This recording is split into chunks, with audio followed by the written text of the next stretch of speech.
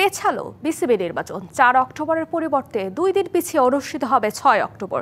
তফসিল ঘোষণা করেছে ক্রিকেট বোর্ড। এদিকে নির্বাচনের সরকারের অযাচিত হস্তক্ষেপে উদ্বিগ্ন তামিম ইকবাল। টাইগারদের সাবেক অধিনায়কের অভিযোগ, ইলেকশন না সিলেকশন চলছে নির্বাচন ঘিরে।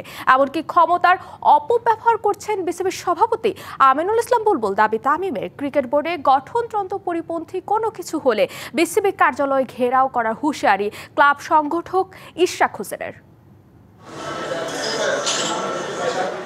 বিসিবি নির্বাচনকে ঘিরে বাড়ছে জটিলতা, ঘোলাটে হচ্ছে পরিস্থিতি। কাউন্সিলরশিপ নিয়ে নাটক চলমান। একের পর এক কাউন্সিলরশিপ জমাদানের সময়সীমা বাড়িয়েও উপসংহারে পৌঁছাতে পারছে না বোর্ড। এরই মধ্যে তফসিল ঘোষণা করেছে। 2 দিন পিছিয়ে 6 অক্টোবর হবে নির্বাচন।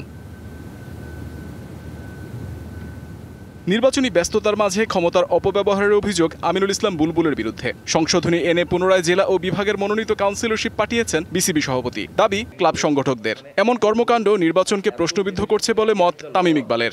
এটা কিন্তু একটা প্ল্যানও হইতে পারে, আমি অস্বীকার করছি না। বিকজ ওই চিঠি দিয়ে কিন্তু যে কোনো মানুষই রিড করবেন। রিড করলে ইলেকশন পোস্টপন্ড হয়ে যাবে, ওনারা একটা অ্যাডহক কমিটি বানিয়ে নিতে পারেন। এভরি পসিবিলিটি ইলেকশন হবে, ফেয়ার ইলেকশন হবে। এখানে কোনো ধরনের কোনো পক্ষপাতী থাকবে না, কোনো ধরনের কোনো গভর্নমেন্টের ইন্টারফারেন্স থাকবে না, এটাই আমরা আশা করি। মন্ত্রী পরিষদ সচিব ও জাতীয় ক্রীড়া পরিষদের সচিবের দপ্তর থেকে সরাসরি চিঠি দিয়ে নির্বাচনে হস্তক্ষেপ করা হচ্ছে বলে অভিযোগ করে ক্লাব ও জেলা পর্যায়ের সংগঠকরা। এই নির্বাচনকে সিলেকশন আখ্যা দিয়েছেন তামিম। ক্যাবিনেট সেক্রেটারির অফিস থেকে কিভাবে করে চিঠি যাচ্ছে, কিভাবে করে ভার্বালি তাদেরকে ডিসিদেরকে বলা হচ্ছে এটা করিও না, কিভাবে করে যে কাউন্সিলরকে একবার কাউন্সিলর বানানো হয়েছে তারপরে ওটাকে আবার চেঞ্জ করে নিয়ে এসে নতুন ফর্ম পাঠায়, নতুন নামগুলা চাওয়া।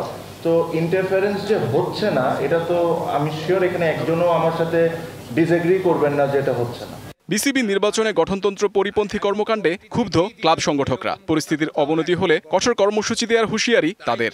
এটা নিয়ে যদি আর বেশি বাড়াবাড়ি করা হয়, প্রয়োজনে বিসিবি ঘেরাও দেওয়া হবে, কিন্তু কোনোভাবে ইলেকশন ইঞ্জিনিয়ারিং করে বিসিবি দখল করবে যাতে ভবিষ্যতে একটা পার্টির লোকজন সেখানে তারা কর্তৃত্ব করতে পারে, আর আমরা সেটা বসে দেখব, সেটা কোনোভাবেই সম্ভব হবে না।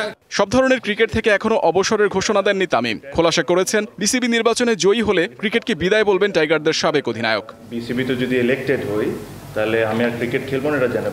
Muhammad Nazim, DBC news, Dhaka.